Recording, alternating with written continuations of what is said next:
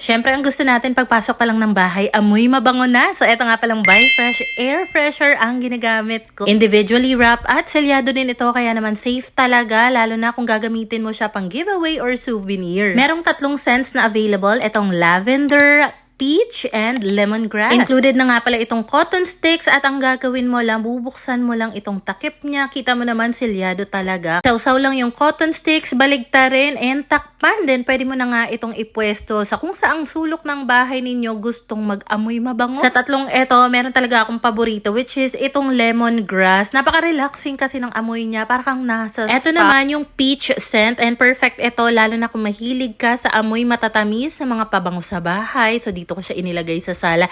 And last, itong lavender. Napaka-calming ng amoy nito. Kung gusto mo rin ng calming, relaxing lavender, eto na yun. Alam kong gusto mo masubukan itong Buy Fresh Air Fresher, i-check out mo sa Yellow Basket.